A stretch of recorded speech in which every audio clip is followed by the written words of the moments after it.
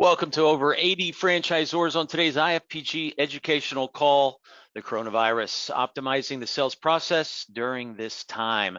We're joined today by Ryan Zink, CEO and co-founder of Franchise Fastlane, and Michael Haith, CEO and founder of Teriyaki Madness. I'm your moderator and IFPG president, Red Boswell.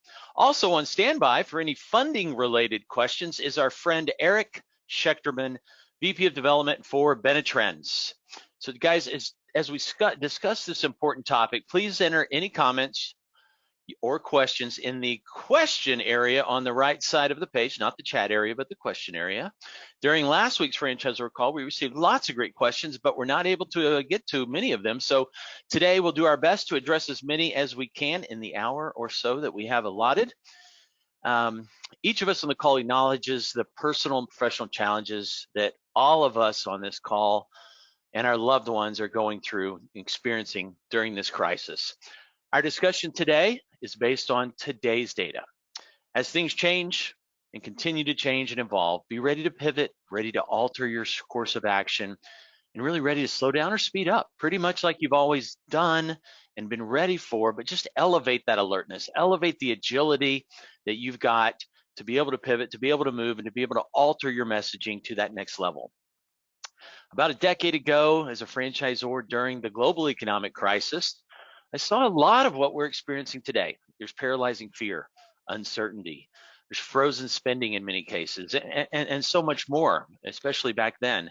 And during that very long and trying time, I learned that it's times like these that we're going through right now that are the reason why many individuals choose to become a franchisee in the first place. The reason they choose to join a franchise system and have that support, that accountability, that camaraderie. Please keep that in mind. A hashtag that we're beginning to use is hashtag franchising stronger together. I'll say it again, hashtag franchising stronger together. So Ryan, I'll start with you. Before we jump into questions, what advice do you have for the 80 plus franchise professionals on today's call as it pertains to our topic, optimizing the sales process during this time? Yeah, you bet, Red. Well, and first, let me just start by saying I really appreciate IFPG being a leader in communication during this time. I know you guys have hosted several calls and you've had some great panelists, so thankful to be on it. And for everyone on the call that is, their business has been affected by this. I know it's some challenging times, so I'm glad that you guys are also leading the idea of franchising, sticking together through it. And I'm confident when we all work together, we're going to get through it. As far as optimizing franchise development during this time, I think it's a delicate balance. At Franchise Fastlane, a term that we are using is understanding with a sense of urgency. And what I mean by that is, of course, we are understanding to people's individual situations, as challenging as they are. We know that people are going through new schedules, working from home, kids being home, being laid off, the businesses that they work for being affected. So we have to have an understanding of their personal situation, their unwillingness to travel to a discovery day, all of those things. Yet at the same time, let's have a spirit of urgency around planning and making sure that we still continue to provide top level service for these candidates. One thing I mean by that is we at Fastlane have heard quite a bit people say, maybe now is the time to pause or stop until this all passes. And we truly believe that is the wrong approach. And so we've been training our team that one of the resources we have now more than ever is time. People have more time now than ever. They're at home, they have flexible schedules. So how do we leverage that time? Well, the time is perfect for us to use as an education opportunity. When we enter people into our process today, we're not asking them to make a decision to buy a franchise. We're just asking them to use that time to become educated, maybe get connected with Eric over at Benetrends to do a funding assessment, right? So I think it all starts with first reframing the situation, that this is not an opportunity to freeze or pause or stop altogether. But instead, let's leverage what we usually don't have, which is excessive or additional time to educate ourselves. And then that way, when the market turns or when there's some government relief or whatever that is that happens here in the future, our group is, the folks that we're working with are ready to make a decision. Strong. Great wisdom, Ryan. I love that messaging. Michael Haith, I appreciate you for being on this, especially you've had some serious health issues of late, and yet you are plowing through like a true trooper and leader and jumping on here to help the franchisors on this call. Michael, what are your thoughts around this concept today? Yeah, thank you. I'm going to agree a lot with Ryan. The thing that I learned the last time about 10 years ago was that the secret to everything was to continue to follow a process, continue to do your lead generation, continue to not take shortcuts, continue to go ahead and follow the process as it works. You may need to go ahead and do some things like discovery days that are not quite the way you're used to doing them, or being able to do education that is different. But one of the things that candidates are looking for, they're looking for consistency and solidity. So anytime you start becoming any kind of flighty, any kind of taking shortcuts in order to get a check, or things that you would never do in the normal economy, make sure that you just stick to your guns, you're choosing the right franchisees, you're making good matches. Secondly, the best word is exploration. Letting a franchisee kind of move through at their own time, without pressure, without any kind of time frame. But, hey, you're interested in this, you're interested in my brand, and why don't we just go ahead and let's talk to these franchisees, or let's go ahead and let's go try the food, or let's go talk to some of these suppliers. Whatever your process is, this is really important, because I'll give you an example. I live in a house now for 15 years. My wife found this house 15 years ago, and she said, "Oh my God, I loved it." We went and we looked at it, and I liked it. I never thought we could afford it. Sure, honey, you go ahead and you keep looking at it. And every single step, she got more and more excited about it. And then guess what? Turned around, we were there, we pulled the trigger, and 15 years later, I'm happy we did it. So the process really can't involve pressure, perhaps even the small amount of pressure that we would involve in the normal sales cycle. But just, hey, people have extra time. People always want to do this. Now let's just go ahead and explore the process and see if this is right for you. Michael, love that you incorporated your personal story. It goes back to the age-old sales maxim, I know how you feel. I felt the same way. Here's what I found. Feel, felt, found. Well done, sir. A reminder, we've got some questions already coming in. We've got some from last week that we're going to bring up, and Eric Schechterman with Benetrends is on the call with us to help answer some of these funding-related questions. I'm going to jump onto one that Adenon, I'm messing up his name already. He asked a good one.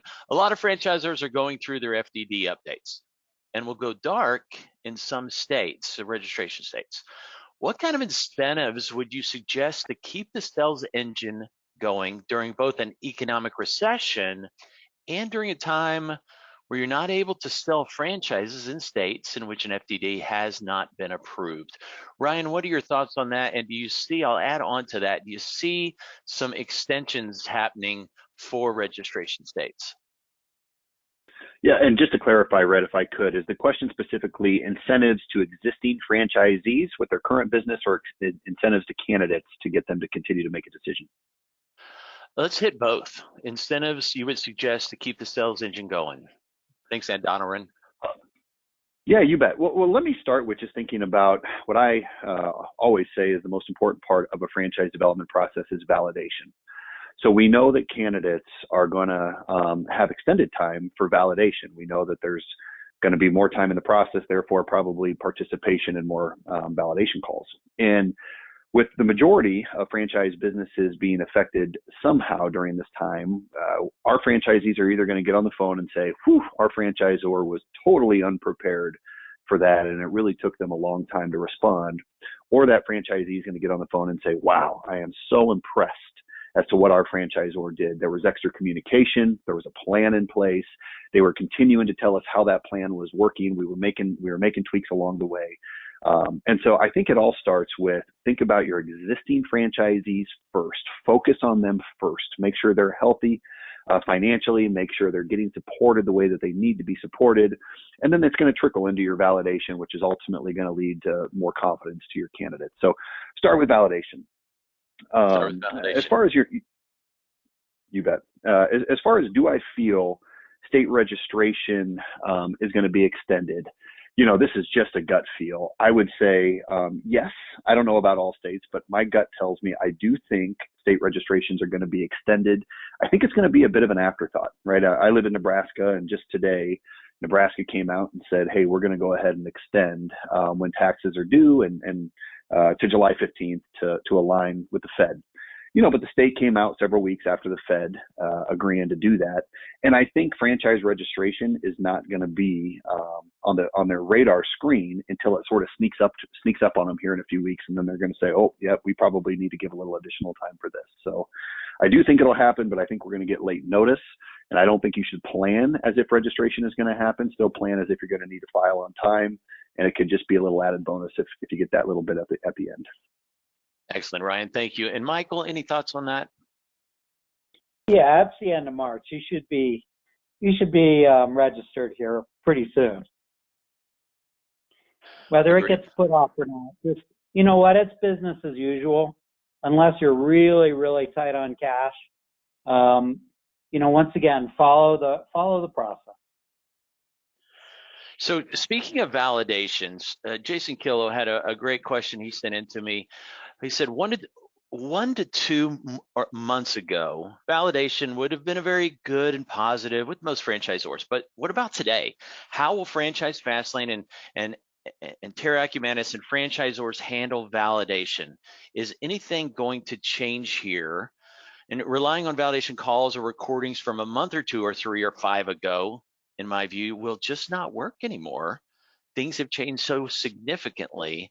And so getting timely feedback, as you know, franchise validation can make or break a deal. And I'd imagine many franchisees are struggling in this short term. So be interesting to see how this impacts closing deals right now. Any thoughts on that? I'll go to Michael Haith first. Yeah, you know what? We've been hunkered down with our franchisees. As far as validation is concerned, I'd have to say probably the best it's ever been.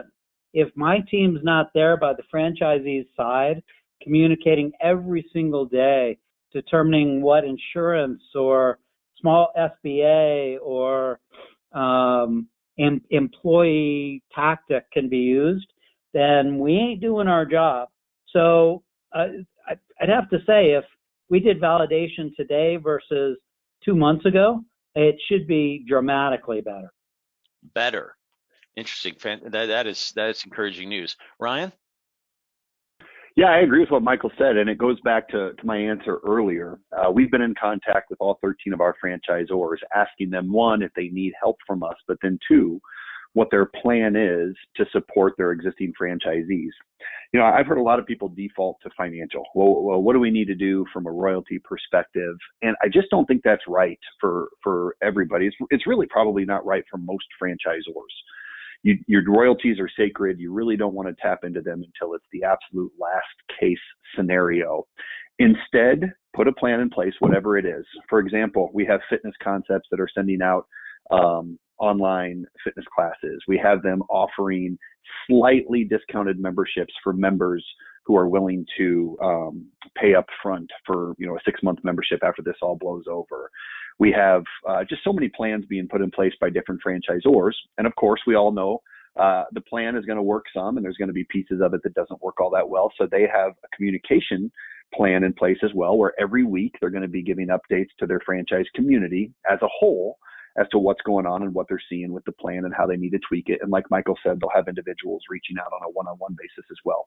But I agree with the question. We can't reach back to validation 2 months ago, because candidates are going to discount that. They're not going to. The world has changed in such a short amount of time, and they don't know exactly what it's going to look like once we all get back to work. So I think the best thing that we can hope for is to put a plan in place, communicate well with our franchisees, have them supporting us in the things that they say, because we know candidates are going to want to get on the phone with them, and they're not going to want to just hear about the business, but they're going to want to hear about how that franchisor responded during this time. And that's really when confidence is going to be built. Got it, Ryan. Thank you. And a reminder to everyone, if you do have any questions, over on the right side is the question box. You can type those in and we'll do our best to address them. Guys, Discovery Days had quite a few questions regarding that.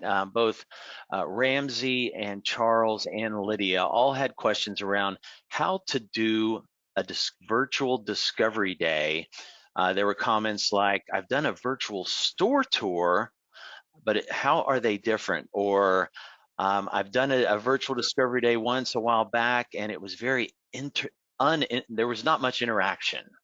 So any best practices around a virtual Discovery Day? Ryan, have you done some of those? Yeah, we have, and of course they've really ramped up here recently. So I have a lot of feedback on this. And Red, I believe that IFPG's put together a document that we sort of collaborated on together. I don't know if there's an opportunity to send that out to this group after the fact, but it has a lot of our notes. So I'll just touch on a few of them. First is what you're going to find is when you offer a virtual Discovery Day, you're going to get candidates that wouldn't have otherwise been willing to come to Discovery Day yet. Start saying, well, could I just participate? It's virtual. Why not let me jump on? We feel that is a mistake. The only people that should be participating in virtual Discovery Days are those that would have been willing to travel in to meet the franchisor if this all wasn't going on. You still want to create this as a decision time. You know, we ask them to make a decision and to sign and pay typically within 10 days after a Discovery Day. And, you know, there might be some additional time or concessions going on right now, but we still want this to be a decision opportunity. So don't let those who wouldn't have otherwise come participate. Have your technology planned out and ahead. We are using Zoom. We are also using a Logitech camera, which is in that document that I sent over to you. All of our team is planning ahead of virtual Discovery Days. They're doing walkthroughs with the brand. There are some of our directors who are choosing not to travel in for Discovery Days as well. So the brand, of course, has to be prepared to offer a tremendous experience virtually. We have selfie sticks that everybody will be carrying around. So when we can't use the Logitech cameras that we'll have in the meeting rooms, we're going to be using the Zoom app on our cell phones or FaceTime or something like that will allow people to feel like they're participating. We're sending Panera Bread lunch to their homes when we're eating lunch with the home team. We're doing a happy hour for one of our brands. They're sending a bottle of wine over to the candidate prior. And then we're trying to walk through every step of a virtual Discovery Day that we typically would. And of course, the nice thing about Zoom is when we invite in third parties like real estate professionals, marketing professionals, whomever it is, they can just dial in and we can still see everyone face to face. Sorry, I know I'm going long, but I want to say one other thing. The last thing that I will say is I think the question had a comment of there wasn't a lot of participation. It is the job of our directors, if they are there, or our brands, if we are not, to pull the individuals that are participating virtually into the conversation. You have to, just like you're doing right now, you're saying Ryan answer or Michael answer. It's our job to pull those individuals in, ask them questions, ask them to participate, and then we still host a one-on-one call with those candidates after the fact. So planned ahead and executed right, we believe and we've seen that you can still make it feel pretty engaging. Whew. Yeah, If you hadn't got your money's worth by now, I don't know when you will. Michael, give us some gold. yeah, Ryan, you didn't go long because you hit every single one of my points. The key, I think, to that engagement piece is where you really go ahead and you make sure that you're granting a franchise. You should be asking them questions and you should be challenging them. Are they going to be a good franchisee? So everything that Ryan said about doing virtual reviews of shops or retail or vans or whatever your business model, that's really important. Invest in that and don't make it, I mean, it's got to look professional too. But the key is in any Discovery Day, whether it's in person or otherwise, it's as much a two-way street as anything. And if there's a lack of engagement, it means that you're not challenging them. I like that last one, especially if there's a lack of engagement, it's not their fault. It's your job, as both Ryan and Michael said, to pull them in and to keep them engaged in the process, asking questions. So Here's a little change of question. So Gayani asks, should our website, now I'm assuming this is the FranDev portion of the website, should our website be addressing COVID-19, or should we just be addressing it in the follow-up emails once they inquire? So rather, whether they're in the process now or inquiring for the first time, any best practices, Michael Haith, that you'd suggest including in your correspondence, both website and email, with candidates? Yeah, we're really engaged in making sure that everything's updated on a daily basis. And we do that for one reason, to show our technological prowess and the fact that we're there on your team as the franchisor, helping you navigate the choppy waters. It sounds like, too, you're incorporating some empathy in with that, some empathy and yet strength. Sharing that you understand the crisis we're all in together, and yet also showing confidence and strength of what your organization is doing to, to really overcome it and to battle it and to deal with it from a position of strength. Ryan, any thoughts?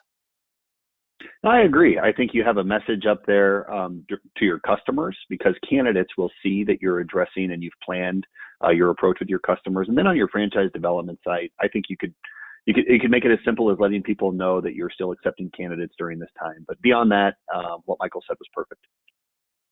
Well, Right, can I jump back in right here for a sec? Please. This also approaches a couple of topics that have previously come up. One is validation, right? That the franchisor's job is to understand all of the situation and really be able to help translate for the franchisees, number one. And number two, God, this got touched on it for a second. I'm surprised it hasn't been beaten on more, but royalties. Ryan said it perfectly. You know, the question from franchisees is, when are you going to cut our royalties? You know, we've addressed this question. We're not going to cut royalties because you want our services and you need my team to go ahead and help you navigate what are incredibly confusing times. And how do you go ahead and create new marketing, overcome the new regulations, be able to deal with all of this? And that is a team for me. I'm a larger franchisor. I've got 30 people in there who aren't working in the office, but they're working 6 days a week now as hard as they can to make sure that we can get all the information to the franchisees as possible and add way more value than what they're paying for. Wow, that's strong. I hope the franchisors on the call heard this. You're certainly showing empathy, but also answering it from a position of strength and support. And it takes money to support. So well said, Michael.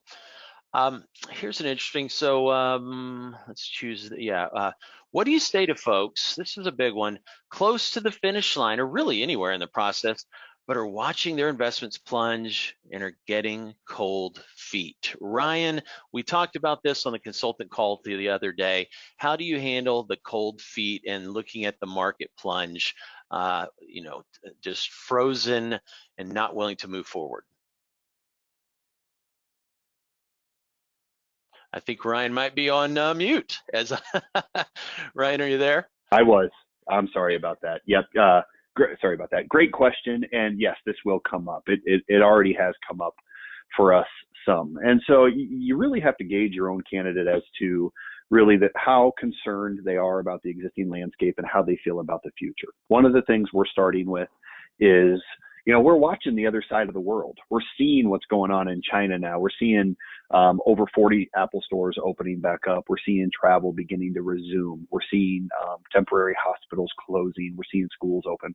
And so, we're really sharing our message of, we believe this is temporary. We're watching the signs to see it's temporary. I mean, our own president is starting to show some signs of anxiousness of getting the economy back. And so first, we just want to make sure everybody feels, just understands our position of feeling this is temporary. As far as the financing side of it, I think what we need to focus on is having a funding assessment done with someone like Eric and saying, okay, where are we today as far as funding is concerned, right? If the 401k has lost some value, where are we today and where do we need to be? Where does that 401k need to be? Or what are some of the other options with the SBA that would still allow us to move forward once the candidate is comfortable. Because I think sometimes we're going down a path of maybe doing a rollover, and then we see that 401k start to shrink, and we think that was possibly our only option. When there are other options out there, we just didn't explore them because the 401k was the easiest one to go and grab off of. Also thinking a little bit about how money is cheaper, right? I think today when you take the Fed rate at 0, you add prime and the bank rate, we're probably 5.25% to 6%, which Eric can correct me if I'm wrong, but I think is about 2% lower than what it was just a few months ago. So that it could be a little bit of an opportunity as far as getting cheaper money than what happened previously. And then I guess lastly, I would just continue to remind them about what they felt about the business prior to this shutdown.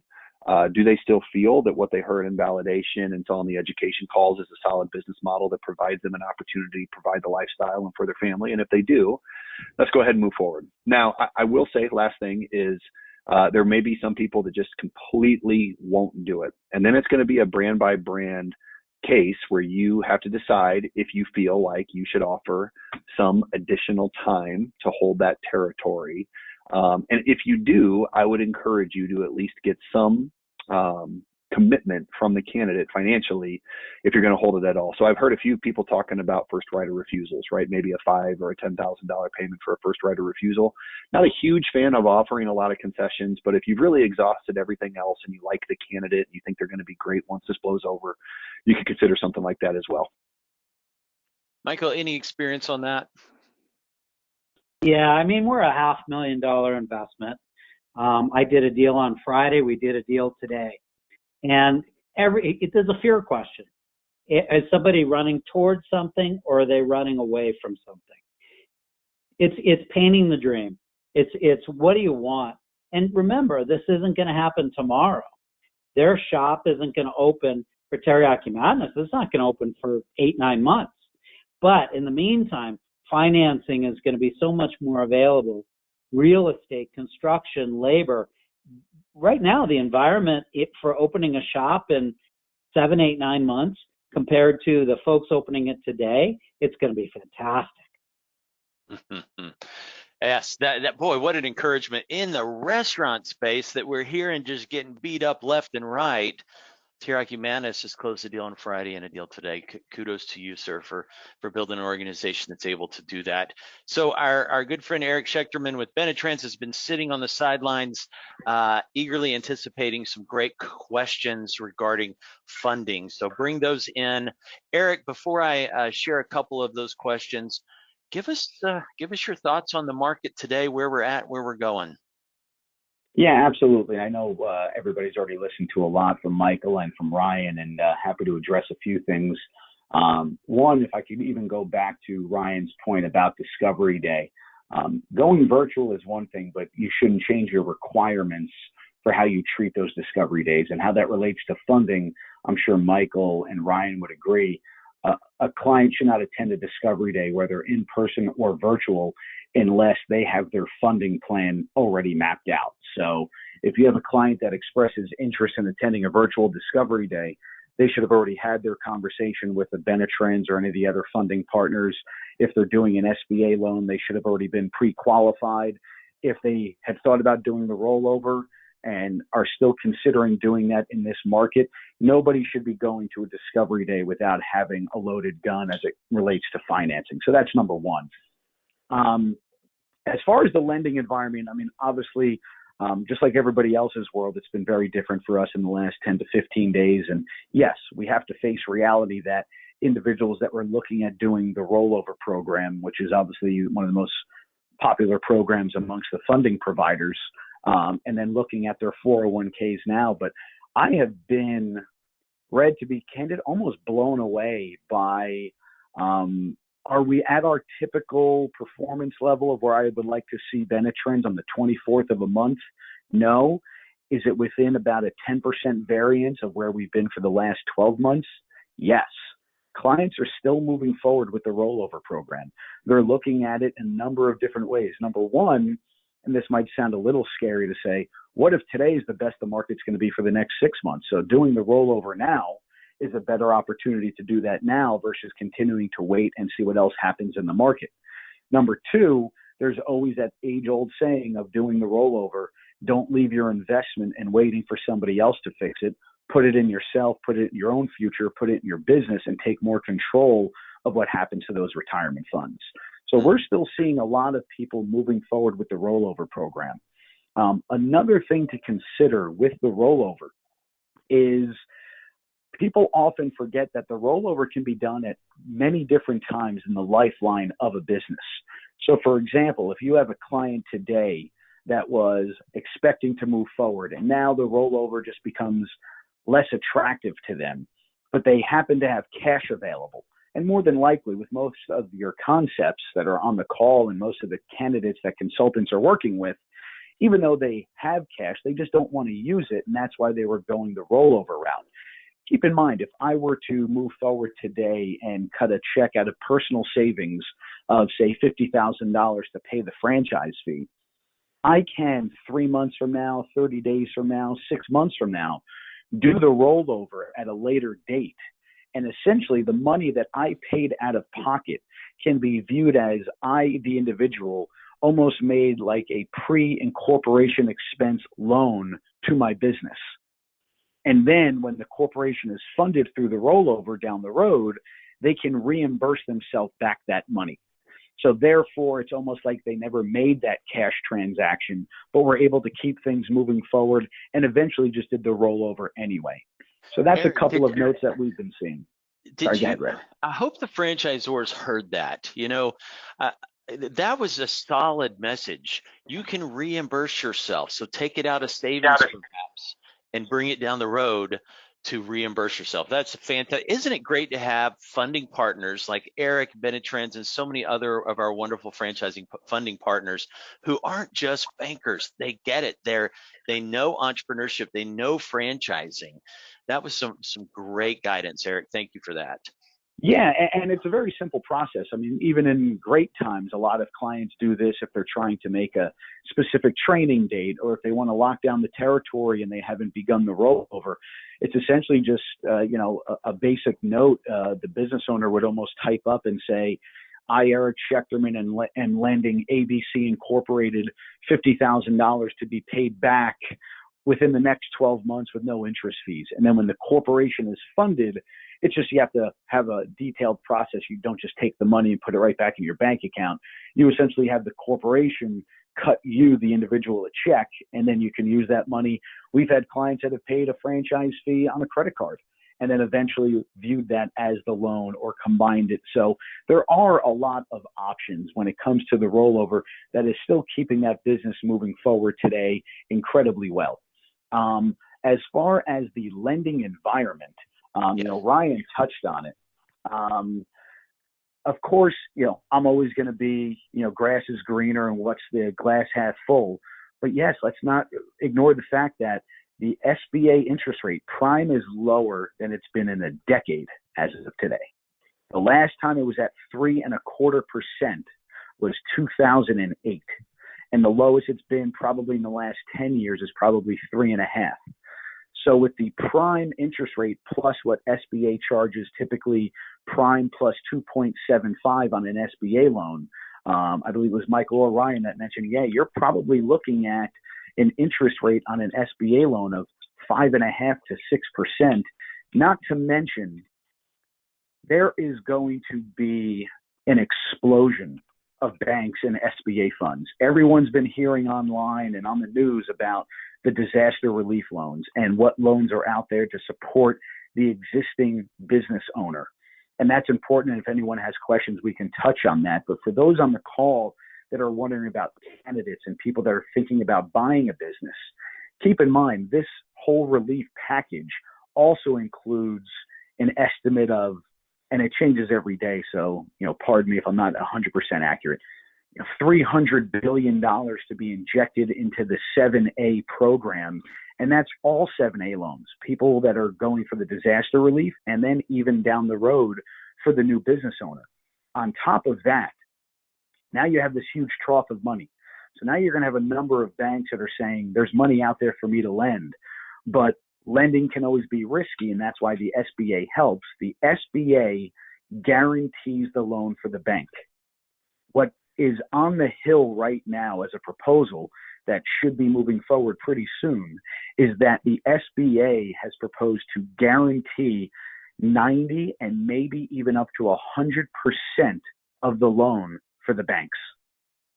So imagine you're a bank right now and you get a prospective business owner that wants to open a multi-unit deal, open a location, do a build out, whatever it may be. And I know if I put that loan out there and God forbid that business fails or the business owner fails, the government is guaranteeing that loan amount to my bank. It's a win-win situation. So you're going to see banks from all over. If we at Benetrends had 50 banks to go to right now for one loan package, it could end up being 200 banks within the next 30 days that are going to sit back and say, we're either going to put this money out there and have it guaranteed and rebuild our portfolio, or we're just going to sit on the sidelines. And I think you're going to see a lot of banks more involved, not to mention for the borrower, they're also talking about waiving a number of the upfront fees, from guarantee fees, closing costs, certain things like that. So at the end of the day, you are really going to look at, obviously take all the outside noise out of it. If you're telling me right now, what is the best 7A environment you have ever seen, it is literally right now. So you need to let your candidates know this is going to change. It's not going to stay forever. So if you want to take advantage now, and most times with a loan and a build out and everything else, people have to remember, you're not signing a franchise agreement today and opening your business tomorrow. So I had a call with a candidate earlier and his line was, Eric, the way I look at it, I am looking at a business right now at a better time than anything, because I'm going to be ready to open when hopefully these things start to turn. I funded my business the right way and I'm ready to rock it. Yes, man, you're getting us fired up, Eric. Thank you for that great message. So curious on the SBA disaster relief loans, do they require personal guarantees or specific collateral at all? So the economic disaster loans for over $25,000 will look for collateral if available. Ideally, that would be real estate if it's available. But what we have been told is that the SBA will not decline a disaster loan for lack of collateral. They understand that, this loan package is for all these struggling business owners. And if they don't have collateral, which might be unlikely at the moment, it's not going to be a reason that they can get declined. It's also worth mentioning, someone can apply for a disaster loan even if they already have another SBA loan in process. So if I funded my business with an SBA loan that I'm currently paying off, I can also still apply for a disaster loan. Strong. And last on this topic, how do you see the house loan, the big, billion, trillion, whatever it is, 2 trillion going? Is it approved today? Where are we at on that? Yeah, I think that we are probably going to turn on the news later on tonight and find out that the bill has been passed. The SBA, candidly, has already been acting as if these things are in play, that this money is coming. They've been, if anyone has visited or had their clients visit the SBA disaster website, it usually takes about 5 or 6 clicks to get the page to load because they are just overrun with requests. They're not answering the phone right now and saying, sorry, package isn't approved yet. We're not ready to do it. They're doing it with the money they have available already. And then there's going to be more money on top of it. And there are differences with the disaster loans. So the interest rate on those, the maximum on the disaster loans for that existing business owner is going to be 4%. Not on top of prime, not on top of whatever the Fed rate. The maximum interest rate is 4%. You're probably going to look at more 3.75% for small businesses, 2.75% for nonprofits. The terms can go up to 30 years. There's working capital loans. They can be used to pay fixed debts, payroll, accounts payable, other bills that could have been paid off before the disaster had occurred. It really is going to be a program that is going to support and provide the help that people are looking for. The challenge that we have at Benetrends, and we love to point people in the right direction and assist them, what everyone on here needs to know, especially for the franchisors, what you need to advise your clients, and if you need the information, please feel free to reach out. The existing business owner has to apply for this through the SBA processed through their website. This is not something where somebody reaches out to a Benetrends, a Fran Fund, a Guidant, or any of the other funding partners to get assistance with these programs. They don't go to the banks. This is directly through the SBA. They have a website dedicated to applications. And if you have any clients that are interested in finding out more information, we've been sending stuff out. More information will be coming, but I highly implore you to drive all of your existing franchisees to that website, because you might as well apply, and the worst that they could say is no. You might as well take advantage of what the government is offering for all of these existing businesses. So did I hear you right? I mean, you made it loud and clear. The Zors on this call that have candidates in the education process looking for the funding portion right now, rather than go to Benetrends or any of your competition, you're suggesting they can go directly to the SBA website? That would be for already existing franchisees. Gotcha. So this is, I'm already an existing franchisee, and I've reached out to you, my franchisor, to say, what am I supposed to do right now? How can I get some additional money? Where can you point me in the direction of how I apply for one of these disaster relief loans? Got it. That is for that. For the candidates that are in process, that are considering attending a discovery day, have attended, thinking about closing, then it's process as usual. Get them to your funding partners, but get them pre-qualified as quick as possible. And I would also suggest, having realistic conversations with somebody about where that money is going to come from in addition to the SBA loan. What cash do they have on hand? We talked about, Red, you would ask, what are some other funding options? So the rollover is still there, but I understand if somebody's not willing to pull that trigger at the moment, which could then divert them towards the cash basis. Another category that people forget all the time is something referred to as a portfolio loan or a securities-backed line of credit. So many on the line are familiar with a home equity line of credit. You use your home as collateral, and you essentially get a line of credit that works almost like a credit card. You're only paying interest on the funds that you're using, and it can be paid up and paid down however you seem fit. A portfolio line of credit works the same exact way, but rather than using your home as collateral, you're using your stock portfolio as collateral. So in this environment, that is very attractive because, one, nobody wants to sell their stocks right now and liquidate those because they were lower than they were 2 weeks ago. And two, then you're going to pay capital gains tax on anything that you still had in, some earnings on. In a portfolio loan, you get a loan against your stocks. That is your collateral. You don't sell the stocks. You still get to own those stocks and have all the appreciation. And then you just get to lend against it as a working line of credit. So we've worked with people that are looking to access that. And candidly, they don't even need to work with a funding partner to do that. We're happy to help. But my path of least resistance is often telling people, reach out to your financial advisor and just ask them, what could I qualify for on a portfolio loan?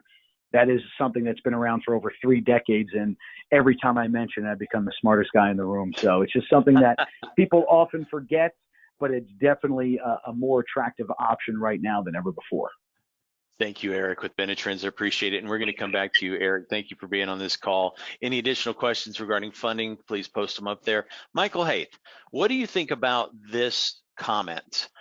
Over the past few years, as franchisors or franchise development professionals, the biggest obstacle most of us have been facing is the incredible robust job market. Well, we've heard various stats recently, but somewhere around 20% of the U.S. have either been laid off or had their work hours cut significantly. That's a clear indication that the opportunity is coming for each of us on this call if we just hang tight through this crisis. Michael? Yeah, wow. I experienced this back about 10 years ago. This too shall pass. I want to give a shout out to Ryan. I listened to a podcast a few days ago that he did with Zach Fishman and Joe Matthews. And it was one of the most uplifting podcasts just because it was fact-based and it really did talk about what's going to happen on the other side. Maybe Ryan, you can give it more of an exact name than the podcast that Ryan did, but that one really helped me a lot. Yeah, that was their springboard campaign. I think it was the Springboard, but Ryan Hicks. I can't remember the exact name of it, but thanks for saying that. On that Yeah, topic, it and was, sorry for the that delay was here, done Michael. That was such a positive article and a positive conversation. And do you know, and guys on this call, I know this is not the mindset of the folks on this call, but there was, I talked to Joe about that article, and he actually took it off his website because he had some folks, for lack of a better word, I'll just use his terminology, some haters getting after him for being too optimistic. And so realize there are a lot of people hurting out there, a whole lot, and a lot of fear. We want to balance that fear with our empathy and with our understanding and mirroring a bit of what they are, whoever you're speaking with, whether it be a candidate or a friend in the industry, understand where they're coming from, but also show them some encouragement, some optimism, and some strength in that conversation without going too strong and being offensive. Michael, I interrupted you. Please continue. No, you didn't. Actually, I just wanted to give a shout out to the folks who are being positive, being able to take some data and apply it, historical data, and how it's going to affect us going forward. You know what? We all, it's our job to make sure that every dollar is treated like our last, and that we take care of our franchisees to the best of our ability and be able to weather the storm. If the storm lasts 8 weeks or it lasts 8 months, we've got to be here and we've got to be ready to go. And I promise, based on, I'm old, and I've learned that the last couple times I've been through this, it comes back with a vengeance. People get really excited about, this is now my chance. And as you're talking to candidates, it's about preparing for opportunity. And opportunity on the franchisor level and franchisees as they're going through your process. Start looking for real estate. Start looking for opportunities. Start looking for making sure that you've got the financing lined up. Don't get surprised and don't let it miss you this time. Wise words, my friend. Ryan, any further thoughts on the topic at hand? I do want to make just a quick comment on the current state, but then what's coming into the future. I heard Robert Crisanti just a few days ago, IFA president, say, I really like the way he put it. He said there's some sunshine behind the clouds. And I think that's the way that I'm looking at it. I know that people are in a cloudy time right now, and we're sensitive to that, but there's sunshine behind it. So just because all I can see is the clouds today doesn't mean I'm not going to plan for the sunshine. That's what this is all about. It's about planning for what's coming next. So I think for those that say we're not being sensitive to the current state, that's not the case. We're just saying we recognize there is sun behind the clouds, so let's get ready for a sunny day.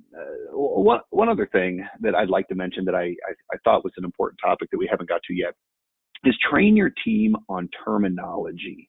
That's something we've been focusing quite a bit on at Fastlane, right? We want our team to be saying the same thing to those individuals they're working with, because the way that we frame up this time and what's coming next is important. So I started the call by saying our theme right now is understanding with a sense of urgency. So understanding is the first word that our team uses all the time. We understand things are uncertain.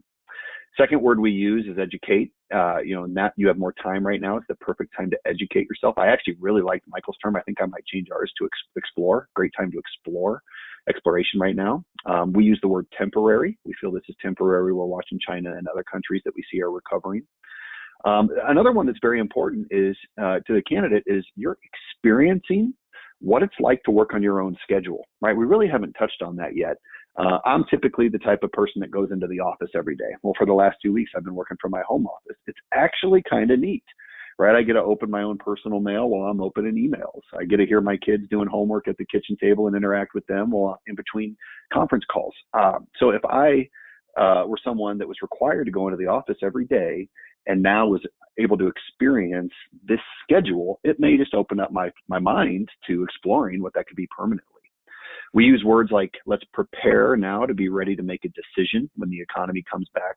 Money is easier, money is cheaper, and there's more that we get into. But just be sure that your team understands the way to talk about the situation using similar terminology. And I think it'll really frame up your candidates to be prepared to make that decision at whatever time in the future the economy comes back and they feel comfortable doing it. Ryan, that is fantastic advice. I hope the Zors on the call caught some of those key words. The terminology matters so much. You actually read my mind. I was going to ask you what terminology you and Michael and Eric suggest to really optimize the process. We talked the other day about using the word pause, and you gave us a whole lot more. So Shirley was asking about that. Michael, any further thoughts on phrases and terms you use during the process? Well, as a franchisor, whether I've been a small, tiny little franchisor as a startup, and then I've got larger and had more resources. But the key is patience, is make sure that you're really careful with every dollar that you've got. Make sure that you understand and communicate with your team and your franchisees and your candidates.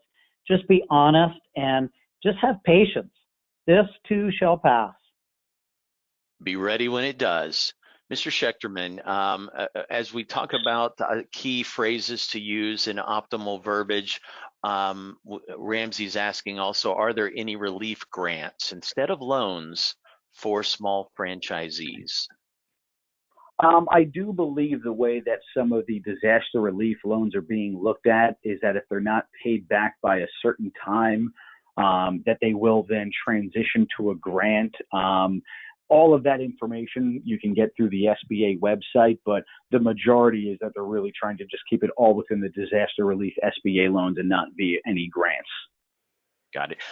So do you hear franchisors or FranDev folks say incorrect terminology or just really the top things you see them doing incorrectly? Can you share any of that with us through the sales process? Yeah, I don't know if I would say incorrectly, but a couple things that I've picked up on some of the franchise partners that I've worked with, and some of the things that Michael and Ryan have referenced. And I think it was Mark Cuban that referenced this the other day, is I think we're in a U right now. And we don't know how far down on the downside of the U we're going, and then it's going to level up. When it turns, it's not going to go up diagonally. It's going to shoot straight up. And I think I heard one of our other franchise partners that said, listen, if you want to delay, that's fine. But when we get a run on this thing, you're starting in the back of the line just like everybody else. And if you want to stomp on that territory, if you want to take advantage of that now is the time to do it, because whether it's 30 days, 60 days, 90 days, whatever it is, there is going to be a run on this. We all know that the franchise industry typically sees an increase in new owners when the unemployment rate is higher. And, people are transitioning from jobs. The person that was laid off a month ago that thought they were stepping into a 4% unemployment rate, thinking I'll just take a job, forget even the ones that might be laid off throughout this economic time now. What are they stepping back into? We're going to run into people that are saying, you know what, I'm going to buy myself the job or buy myself the business. There is going to be a run on territories. You're also going to see, and this is for Michael and for Ryan to consider, I've been saying this to all of our franchisors, another area right now that you have to consider, if money's so cheap, what about your existing owners? How many of them are going to say, you know what, I just saw 3 businesses at that strip center I always wanted to have a location at, where 3 people closed their business and now I can get a great lease there. I'm going to go get a cheap loan and open my 3rd or 4th or 5th location. You are going to see a run on territories going either from new owners or existing owners. And if you wait now, there is no guarantee it's going to be there later. So that comes down to the financing, the franchising, and what I've been telling at least my team, as it relates to at least our world, that I have always loved saying, and you could watch any movie about 08 and 9 and 2010, the movie The Big Short. It's not to be insensitive, but in all of these situations in the history of America, there's always a winner. Somebody comes out of this a winner. And the winner isn't the one that usually says, let's wait till the dust settles and then see if I can figure it out then. It's the ones that act now that then sit back 6 months from now when everyone's scrambling and they're like, yeah, my doors are about to open and I got to run on memberships, lines out the door for food. I have people calling me left and right for business. So if you want to win right now, if you want to win 6, 7, 8 months from now when this changes, it has to happen now. It can't wait. And that's what I've been hearing from our franchise partners. That's what I've been telling my team here at Benetrends as far as working with our consultants, our brokers, our franchise partners don't sit back and say, well, nobody's really doing much right now. We don't really need to communicate. Right now, everyone needs to know that Benetrends is the source to go to, because in 5-6 months, when they have 50, 60 clients to turn over, I want them all coming here. So now's the time to win. And I think that's what I've heard, the message from the franchisors and the consultants in our world that have won throughout history by keeping that mentality. Wow, strong message, Eric. Thank you for sharing that. And you know, a big difference is we're seeing now versus 10 and 12 years ago is back then there was the home equity had plummeted. We're not seeing that today. Back then, no one was lending. It's quite the opposite we're seeing today. Yeah, the fear is there. Yeah, some folks are frozen, and certainly the market has plummeted. But so many of the obstacles we had back then, where franchisors were having to, either defer franchise fees or do in-house financing, that's not an issue today. So, and I think it's universally in agreement that this is going to be a much shorter program than we saw a decade back. Guys, we're wrapping her up. Give us any further nuggets to share. Ryan Zink, anything, closing comments? I'm kind of a quote guy, and so I'll close it with a couple. Number one is I'm rereading this now just to refresh my memory on it. But Angela Duckworth wrote a book called Grit, and she says grit is the number one indicator of a person's success. So, I mean, I'm hearing lots of really positive ideas on how we can get through this time, and you take that mentality with the mentality of grit. And I just think those individuals are going to get through this so much better. So good luck to everybody. I really hope that this has been helpful for them, and that some of these things are going to help them get through this time. Thank you, Ryan. Michael? No, I'm all good. We covered a lot of ground today. I think this is when your franchisees need you the most, is during times of crisis and times of trouble. You take care of your franchisees, they'll take care of you. Truer words were never spoken. Eric? Yeah, I think everybody's touched all the points, and I think everybody understands where we're at right now, and, just win now is all I would say. Win now. All right, guys. Well, I'm going to wrap it up. A reminder, the April 1st issue of Franchise Consultant Magazine will have articles on the coronavirus and on income recognition. So be on the lookout. If you didn't get a copy of the March issue in your snail mailbox, then update your mailing address in your IPG account. You just simply log in, and up in the top right corner, click on your account. And keep in mind, every one of us is in the same boat right now. A lot of uncertainty, but this is not a new normal. This crisis is going to end, and the pent-up demand that we've heard so much about on today's call will be a huge and welcome blessing to each and every one of us. This new territory we're going through together is extremely dynamic, and therefore I encourage each of the leaders, the franchise leaders on this call, to make a proactive decisions each day to take care of their people. Make those decisions grounded in care for your candidates, care for your team, care for your customers, your Z's, and certainly your supplier partners, based in honesty, based in empathy and transparency, like we always do, as well as strength and courage and optimism. Let's keep moving forward positively together. And a reminder to use that optimistic hashtag, franchising stronger together. That's hashtag franchising stronger together. Thanks to each of you for being on today's call. IFPG appreciates you very much. Have a great week.